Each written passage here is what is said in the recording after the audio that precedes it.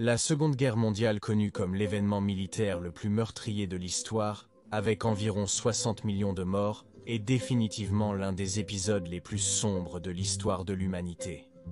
Dans ce conflit, les principales puissances militaires de l'époque se sont affrontées, alignées en deux camps. Les Alliés, principalement composés du Royaume-Uni, de la France, de l'Union soviétique et plus tard des États-Unis, et l'Axe, composé de l'Allemagne nazie, de l'Italie et de l'Empire du Japon. La guerre s'est principalement déroulée sur deux théâtres, l'Europe et l'Asie-Pacifique.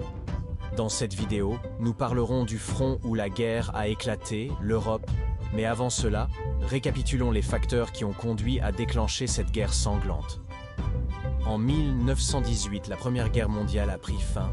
L'un des perdants, l'Allemagne, a été contraint de signer le traité de Versailles, par lequel elle a perdu une grande partie de son territoire, a cédé la plupart de ses colonies, a subi de lourdes sanctions économiques et dapete dipinte comme la grande méchante du film. Mais quelle humiliation, n'est-ce pas? Cela a généré un mécontentement général de la population, qui s'est accompagné de l'ascension au pouvoir du leader controversé et très connu Adolf Hitler, qui, dans les années précédant la guerre, s'est chargé d'exterminer toute l'opposition politique lors de la Nuit des Longs Couteaux en 1934 et a proclamé l'unification avec l'Autriche par le biais de l'Anschluss en 1938. Le régime de Hitler se caractérisait par la diffusion du nationalisme extrême, le parti unique, l'anticommunisme, l'idée de l'expansion du territoire allemand et en outre un sentiment d'antisémitisme qui s'est manifesté dans une répression progressive envers les Juifs dans les années 30 qui comprenait le saccage de leur commerce. D'autre part, en Italie, un régime d'idéologie fasciste s'était installé avec l'ascension de Benito Mussolini au pouvoir. Étant un régime similaire à celui de Hitler, ils sont ainsi devenus les alliés du nazisme. Pourquoi l'Italie, alliée lors de la Première Guerre mondiale, changerait-elle de camp? Eh bien, tout comme ses nouveaux amis, l'Italie n'était pas non plus satisfaite du traité de Versailles, où tous les territoires promis à l'Italie ne lui ont pas été accordés. Et de leur côté, que faisaient les Alliés?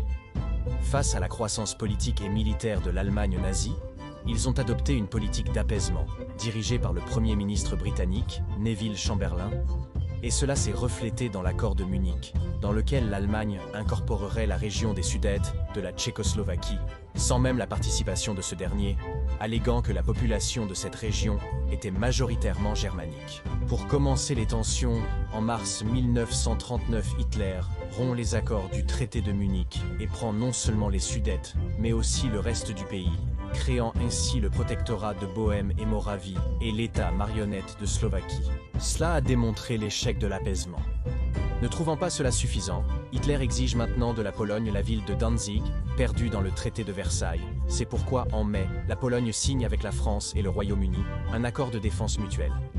De son côté, l'Allemagne signe en août le pacte d'agression Ribbentrop-Molotov avec l'Union soviétique, dans lequel ils conviennent même de se partager la Pologne et d'autres territoires. De plus, les deux puissances se diviseraient en Europe centrale en sphère d'influence. Avec tout cela, la guerre commence le 1er septembre 1939 lorsque l'Allemagne envahit la Pologne. En réponse, le premier a déclaré la guerre à l'Allemagne et le Royaume-Uni et ses alliés, rapidement suivi par la France. Quelques jours plus tard, l'Union soviétique envahit également la Pologne par l'Est, les deux campagnes étant un succès et la Pologne étant totalement occupée. Cela a été suivi par une période appelée la drôle de guerre, pendant l'hiver entre 1939 et 1940, où les Alliés maintenirent la défensive à travers la ligne Maginot, un mur de défense le long de la frontière entre la France et l'Allemagne. Mais en soi, aucun combat pertinent n'a eu lieu.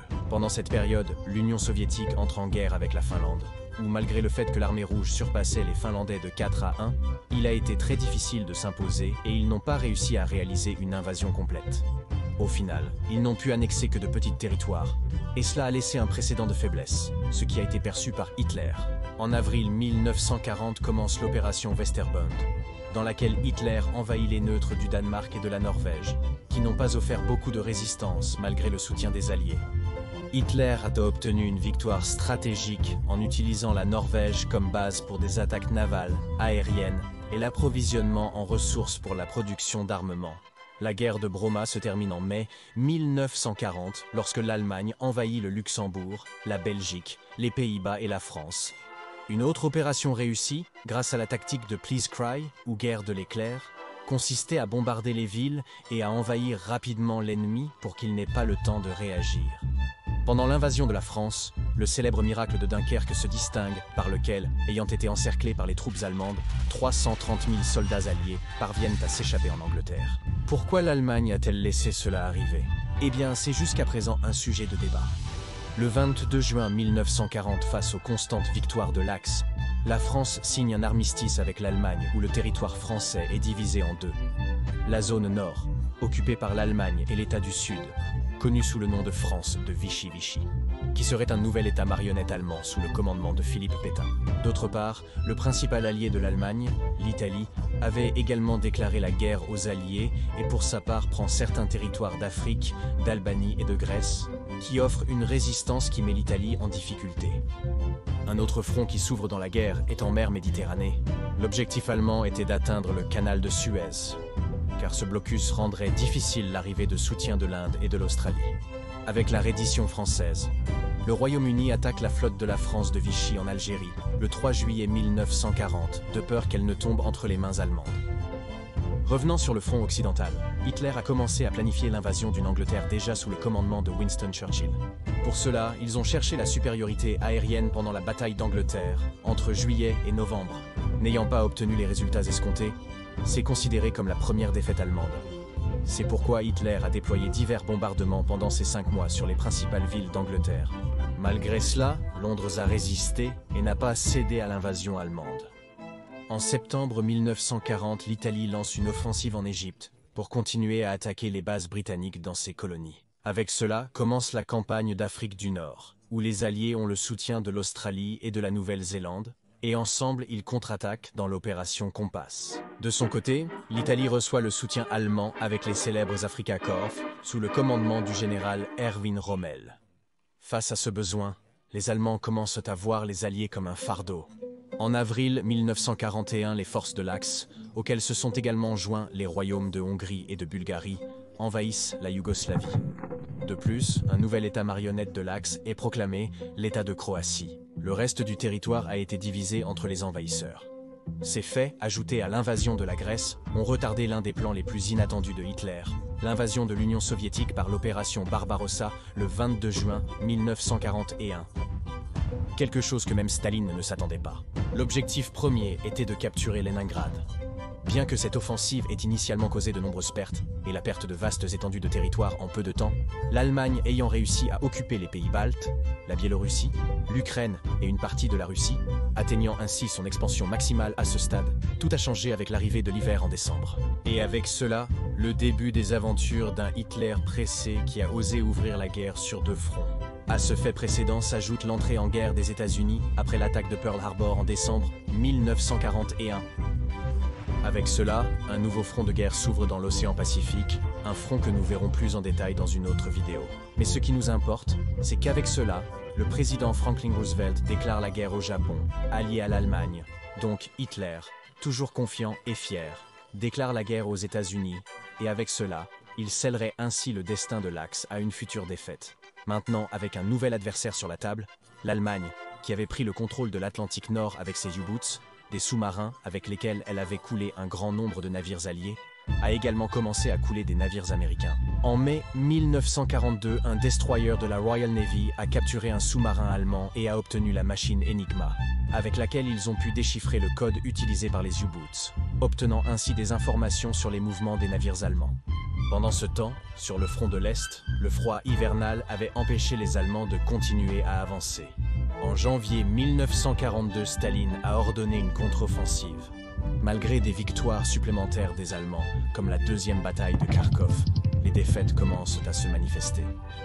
Entre août 1942 et février 1943, la bataille la plus sanglante de l'histoire, la bataille de Stalingrad, a lieu, au cours de laquelle plus de 2 millions de personnes civiles et militaires perdent la vie. Cela marque le début du déclin de l'avancée des armées allemandes et après cela, il n'y aurait plus aucune nouvelle victoire d'Hitler sur le front de l'Est. En mai 1943, revenant à la Méditerranée, les forces de l'Axe se rendent en Tunisie et les Alliés prennent la Sicile en juillet. Avec cet événement, le régime de Mussolini s'effondre, étant destitué par Pietro Badoglio, qui s'est réhabilité face à l'invasion alliée de l'Italie continentale le 3 septembre 1943. Après cela, Mussolini a été sauvé sur ordre de Hitler, qui a créé un nouveau gouvernement marionnette, connu sous le nom de République sociale italienne, divisant le territoire en deux et marquant le début de la guerre civile italienne, ou campagne d'Italie, dans laquelle chaque faction a été soutenue par l'un des deux camps. Cela aboutirait à une victoire alliée. Après la victoire à Stalingrad, l'Union soviétique a progressé sur le front de l'Est, récupérant ses territoires envahis. Entre juin et août 1944, grâce à l'opération Bagration, les troupes allemandes sont finalement expulsées de Biélorussie et des pays baltes, ce qui signifie l'échec total de l'opération Barbarossa. Durant cette même période commence également le déclin de l'Allemagne sur le front occidental. Le 6 juin 1944, lors du célèbre jour J, commence la bataille de Normandie grâce à laquelle les Alliés, désormais avec le soutien des États-Unis et du Canada, entrent en France pour la libérer des Allemands. Cette victoire alliée est considérée comme la plus grande invasion maritime de l'histoire. Un gouvernement provisoire français a ensuite été fondé sous la direction de Charles de Gaulle. Les défaites de Hitler ont continué à la bataille des Ardennes entre décembre 1944 et janvier 1945, où l'Allemagne a tenté de lancer une offensive depuis les forêts des Ardennes en Belgique, qui a été rejetée par les Alliés, qui surpassaient déjà considérablement les troupes allemandes. Hitler continuait à perdre progressivement des territoires et sa défaite devenait de plus en plus évidente. Mais le coup final de l'Allemagne a eu lieu entre avril et mai 1945, avec les batailles de Berlin et de Prague, où les alliés du front de l'Est, l'Union soviétique et la Pologne, auxquels se sont même joints certains anciens compagnons de l'Axe comme la Roumanie, mettent fin à l'invasion de Berlin et à la libération des derniers territoires occupés de l'Est. Lors de cette invasion, Mussolini serait exécuté en Italie et Hitler se suiciderait. Arrête-toi un moment là. Beaucoup savent qu'il y a des théories sur la fuite de Hitler en Argentine par U-boot, donc je laisse cette partie ouverte à différentes options. Cela signifierait la fin de la guerre en Europe, après quoi, l'accord conclu entre les Alliés lors de la conférence de Yalta peu avant la fin de la guerre en Europe serait respecté. Dans celle-ci, il est décidé de l'occupation, la démilitarisation de l'Allemagne et la perte d'une grande partie de son territoire.